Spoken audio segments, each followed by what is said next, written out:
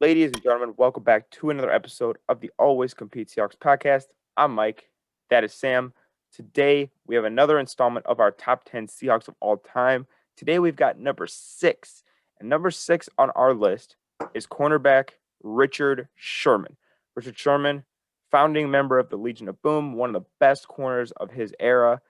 He can still play. I mean, he's a free agent right now. I say we bring him back personally. But he's our number 6 Seahawk of all time. If you missed last video, we talked about our number 7 player, which was Kenny Easley. So make sure you go check that out. We have other videos. We have 10, 9, 8 all ready to go. Go check those out if you missed any of them. But today we're talking about Richard Sherman at number 6. So Richard Sherman was drafted by the Seahawks in 2011. His final season with the Seahawks was in 2017. And in that time, he was simply put one of the best corners. He had one of the best stretches that a corner's ever had. Led the Legion of Boom. We went to 2 Super Bowls under him. The defense was consistently top of the line. He was the vocal leader of the Legion of Boom. Obviously, the trash talk was awesome. I just loved hearing him chirp all day with receivers. He brought a kind of swagger and a kind of passion to the cornerback position, quite like nobody has in the history of the Seahawks. Really fun to watch. It was great to see Richard Sherman. He did a lot of great things. Now, our criteria, this list so far has been, legacy. He left a big legacy in Seattle. Obviously, all of the plays that he made, the trash talk, the kind of swagger that he brought to the defense, big on legacy. Again, a very common theme with the Seahawks players, unfortunately. Their prime didn't last too long, only had about 7 years as a Seahawk, which isn't bad, but it's also not, amazing. But his stats, and that's where I'm going to let Sam take over. I mean, just hear these stats out for a second. Yeah, so Richard Sherman, throughout his career, as you said, 7 years, played about 105 games of a possible. He missed the only game he missed in his Seattle career was the games after he tore his Achilles versus Arizona, and we all know kind of what that did to the whole Legion of Boom. So, Richard Sherman, truly a great player. I mean, at his peak, man was unstoppable. 2012, a first-team All-Pro, somehow not selected to the Pro Bowl. Weird. It's 8 interceptions in all 16 games, 24 passes defense. I don't think you understand. That's like defensive player of the year type stats for you right there. The next year also has 8 interceptions with 16 passes defense. Next year has 4 interceptions with 8 passes defense, then 2, then back up to 4, and then finally rounding out in 2017 had 2 interceptions before, as the aforementioned Achilles tear. So in Seattle was a 4-time Pro Bowler, a 3-time first-team All-Pro, which is very impressive for only 7 years. Yeah, and half as the seasons he was there as a first-team All-Pro. I believe he was on the All-Decade team, and I believe he was voted as the best corner of the 2010s. So 2 very impressive stats there. Yeah, 2 very impressive stats, and I mean Richard Sherman, kind of the leader of the LOB, the founder of the LOB. He wasn't there before Kim and Earl, but kind of he was there a year after, though. Yeah, he was there a year after. He kind of founded that and got that whole group together. Obviously, one of the best smack talkers of all time. I mean, that the man has a just great resume. Now, I guess the one thing that could technically hurt him here with his Seattle, Don't do it to me, Sam. Don't do it to me, Sam. Once we released him because of money and because he has Achilles of glass, he signed with the San Francisco 49ers. That may be one of the most painful kind of moments as a Seahawks fan in the last decade, frankly. And to see him in the Super Bowl too, it was like, yeah. With to be in the Super Bowl, with San Francisco, yeah. It's not right to see. It's really not. Another thing I want to say about Richard Sherman that I think is really cool, and this doesn't necessarily, do anything for our list, but he was actually a wide receiver in college, and you could tell because if you've ever seen his highlights, he makes some amazing interception catches. Like some of the catches he made, he could be an NFL wide receiver. Like that's how good he is. And he used that kind of knowledge of being a wide receiver to beat wide receivers.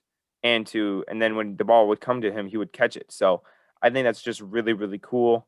Richard Sherman, number 6 on our list. And real quick, we talk about legacy. I can't believe we did not mention this. Talk about legacy and moments in Seattle. We talk about Marshawn Lynch's Beastquake. Richard Sherman had the tip to send us to the to send us to the Super Bowl, which we won. Yep. And the maybe famous press conference among Seattle fans and infamous among everybody else is you want to do it or I'll do it. I'm the best corner in the game.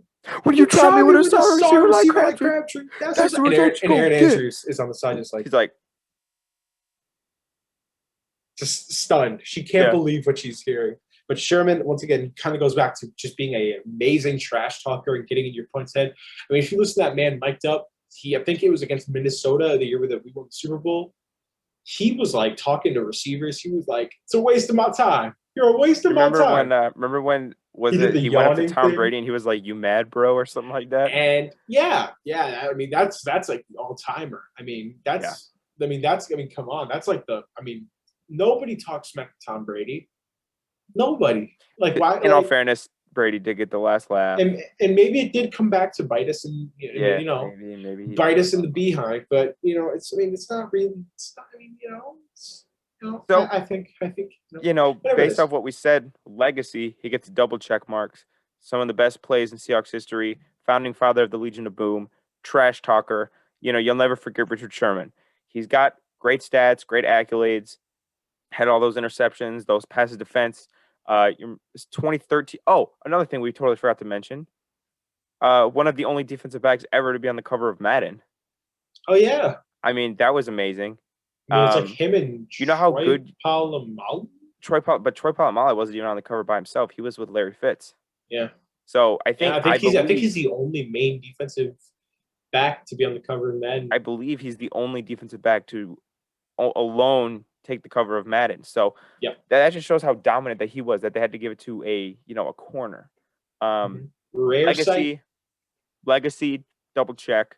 The stats are a check. Team success obviously went to 2 Super Bowls. We were perennial contenders. The defense was always amazing with him.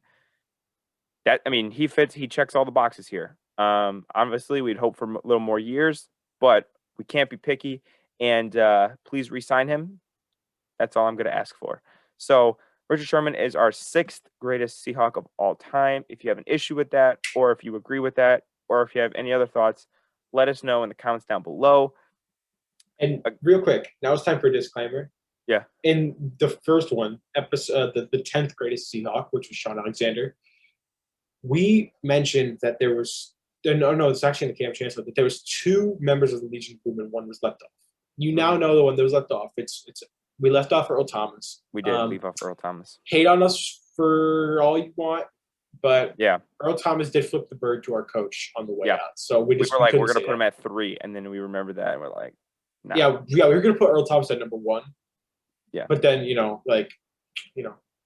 maybe as the number 1 tag team wrestler of all time. Do you want to actually explain why we chose Sherman Cam over Earl? Like, what our criteria? I don't remember the exact reason. I just remember not putting him on the list mainly because he really just flipped off. He ended on a bad note. Head coach, you can't. Well, and that's part of it is legacy, right? When you look at Sherman had the tip. I mean, and we didn't also we let Sherman go, so we can't really blame that on him. We kind of have to blame it on us. I mean, him going to San Francisco, I guess, is a revenge, and to be fair, it's a pretty good revenge. Well, he did grow up. He did grow up in Cali, though. He grew up being a Niners fan. He grew up in Compton, so he grew up being it's a expected. Niners fan. It's fine. Earl Thomas, though, obvious reasons we couldn't have him on the list. So, well, and I just think Cam and Sherm have more of a legacy. And Cam's a fan favorite, right? Cam's a fan favorite. So Earl went out unhappy and flipping the bird. So we've got Sherman at 6, and that's it. Let us know what you guys think, and we'll catch you for our 5th greatest Seahawk tomorrow. See you guys later.